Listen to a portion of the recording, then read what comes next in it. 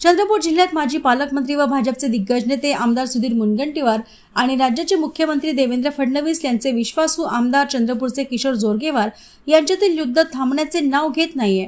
शहरातील रामबाग मैदान वाचविण्यासाठी सध्या आंदोलने सुरू आहेत। रामबाग मैदान बचाव संघर्ष समितीने आज महापंचायत घेऊन जन आंदोलनाचा निर्धार केला। याच मुद्द्यावर चंद्रपूरच्या जिल्हाधिकारी कार्यालयात भाजपच्या 2 आमदारांनी 2 स्वतंत्र बैठका घेतल्या।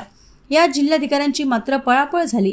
केवळ एकाच भिंतीचे अंतर ठेवत माजी पालकमंत्री सुधीर मुनगंटीवार यांनी खेळाडू, सामाजिक संस्था, राजकीय कार्यकर्ते यांच्यासह जिल्हाधिकारी कक्षात स्वतंत्र बैठक घेतली। त्यात त्यांनी सामंजस्याने हा प्रश्न सोडविण्याचे आश्वासन दिले। कक्षाच्या बाजूला जिल्हाधिकारी कार्यालयातील सभागृहात स्थानिक भाजप आमदार किशोर जोरगेवार यांनी जंगी बैठक आयोजित करत या प्रश्नात पुढाकार घेत असल्याचे स्पष्ट केले। ज्यांनी आपल्याला आधी बैठकीसाठी वेळ न दिल्याबद्दल नाराजीही व्यक्त केली। बैठकीअंती इथले बांधकाम थांबवत असल्याचा निर्णय देखील दिला।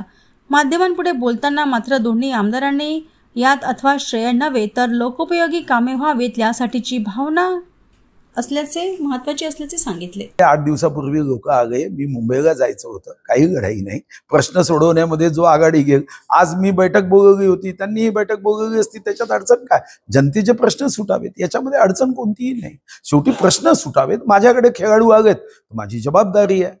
महाराष्ट्रातून कुठूनही एखादा प्रश्न आला तर मी सोडवण्याचा प्रयत्न करतो। आज मला गडचिरोलीवरून फोन आला, तिच्या मेडिकल कॉलेजच्या विद्यार्थ्यांचा अपघाती पाण्यामध्ये बुडून मृत्यू झाला। तर आता मी त्यांनाही सीएम फंडातून पैसे देण्याचा मान्य केलं आणि सीएम साहेबांशी बोलून मी त्यांना मदत करतोय। शेवटी जेव्हा एक महाराष्ट्र विधानसभा सदस्य म्हणून जेव्हा एखादा विषय आपल्याकडे येतो आणि लोक आपल्याला विश्वासाने येतात, तेव्हा त्यांना मदत करणे याच्यात लढाईचा काय विषय आहे?